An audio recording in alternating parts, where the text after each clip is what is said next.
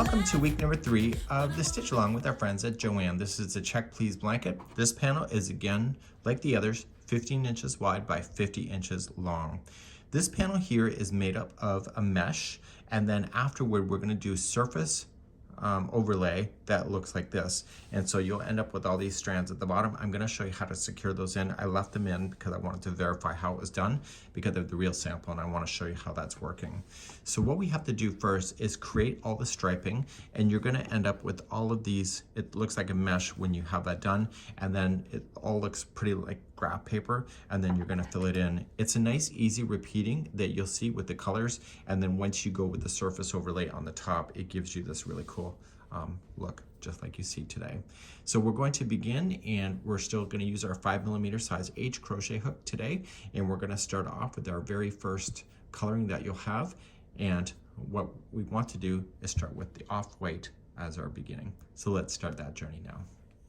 So you're going to begin with your off-white. You're going to find that this panel will rip through really quickly. And so the only thing that you have to pay attention to is that make sure that the distance is the same height as the rest of them, so around 50 inches. So you're going to begin, you're going to chain a total of 53. I'm just going to do a smaller swatch on camera just to demonstrate today.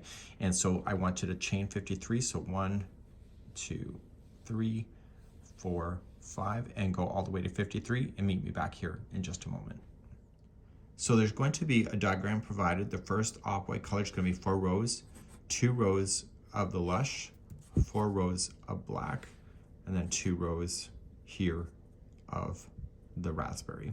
And so that's going to be your repeating, then going through it the whole thing, and then you'll be back on the white once again, and then you'll have your 4, your 2, and 4, and 2, and etc. And you'll have that all worked out. So we're beginning our 4 rows of the off-white first. Once you have your 53 done, you're going to go 4 chain from the hook, so count it back. So 1, 2, 3, go to the 4th and double crochet in. I like to get the back hump of the chain. If you want to do it regular way, you can. And so you should know that there's 2 double crochets that are on the end. So you have 1 and 2, and then you begin the grid work by just chain 1, skip the next chain, and double crochet in the next one after that.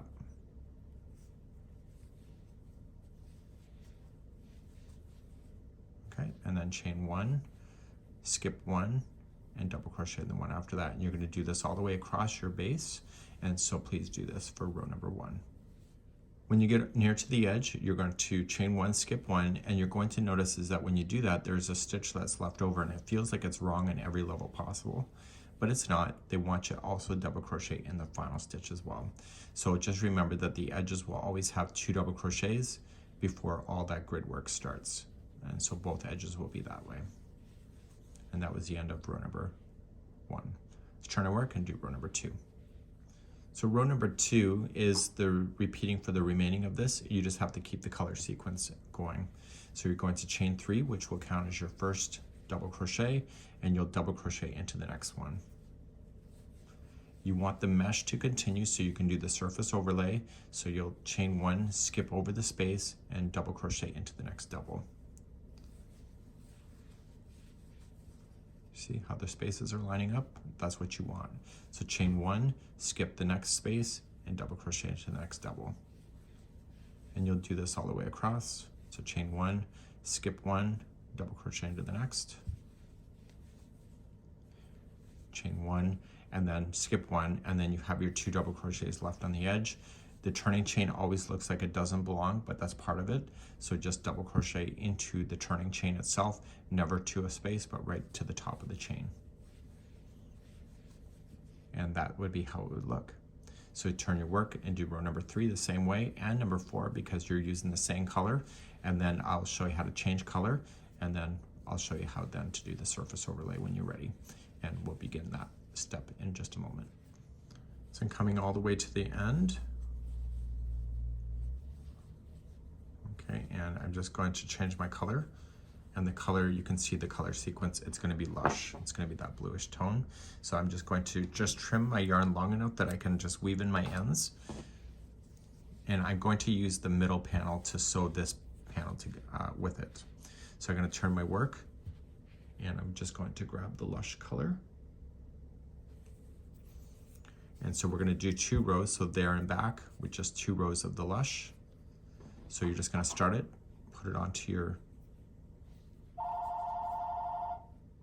So now that the color is onto the needle with the slip knot, I'm going to attach it to the top of the first one.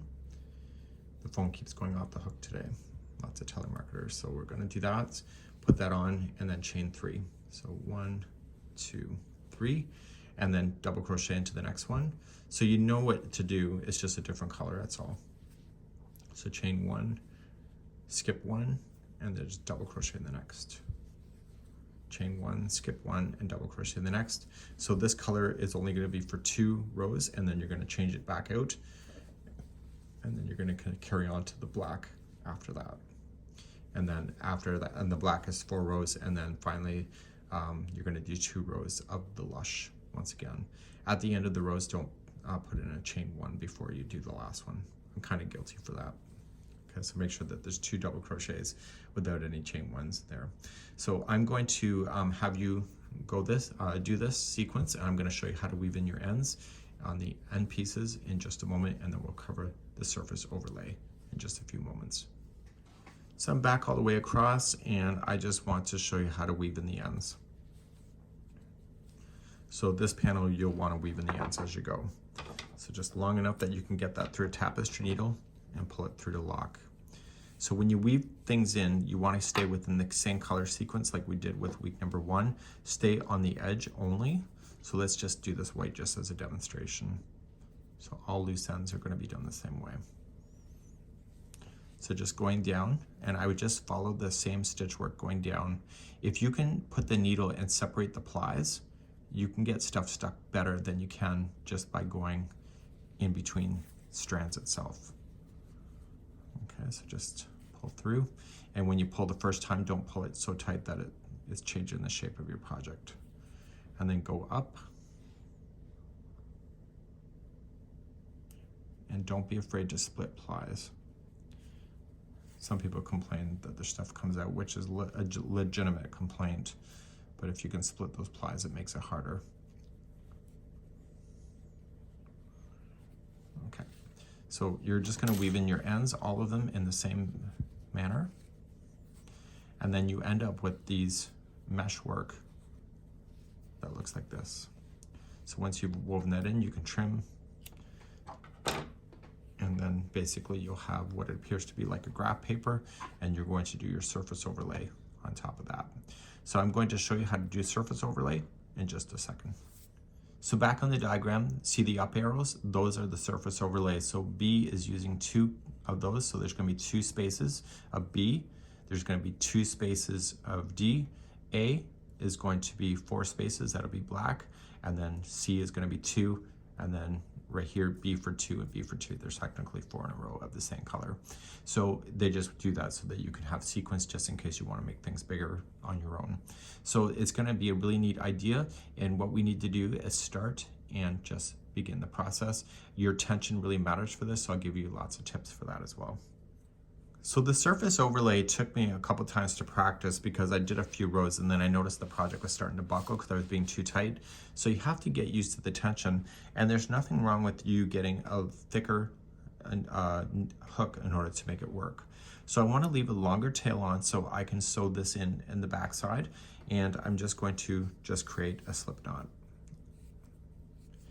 The yarn has to come from underneath the project. So whatever side that you determined is the right side, okay, that's the side that is going to be facing up. So I'm going to just show you with my regular hook. So keeping the yarn organized, I want to put the yarn that is leading to the yarn ball kind of underneath the project. It's just easier for you to manage, so just kind of put it under, and I want you to come to and pick it up.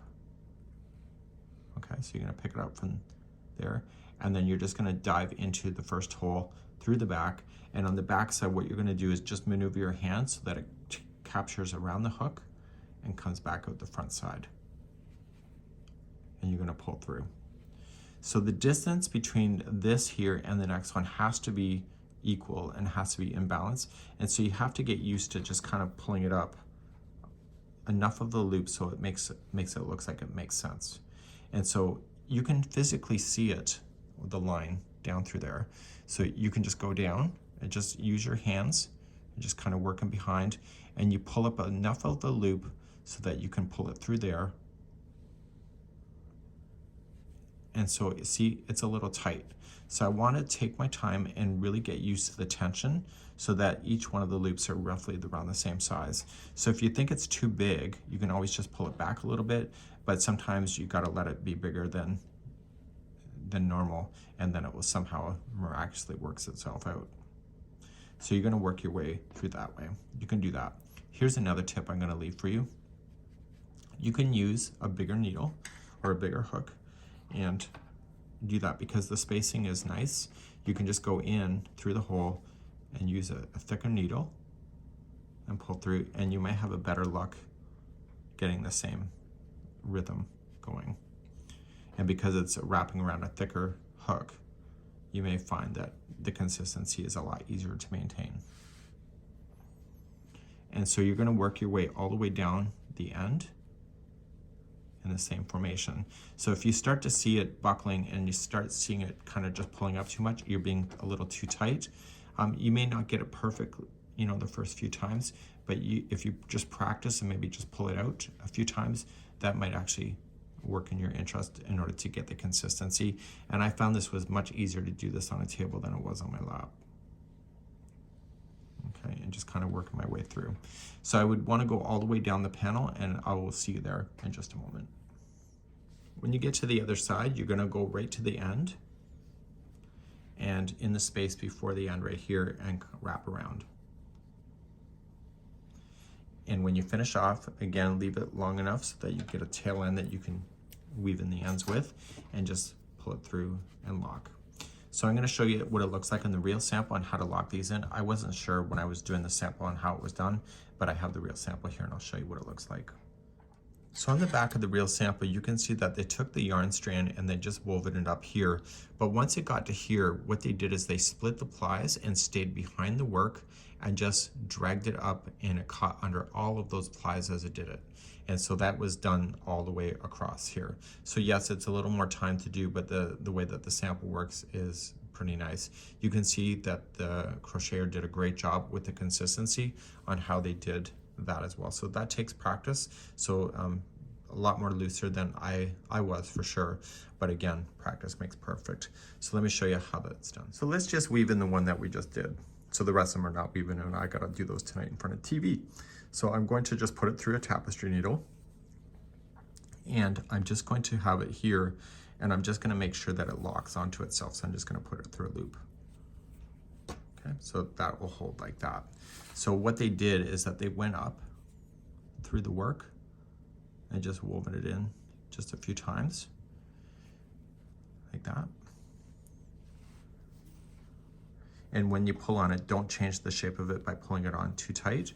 And then here, what they want you to do is just start splitting up the plies. So just pull ply work.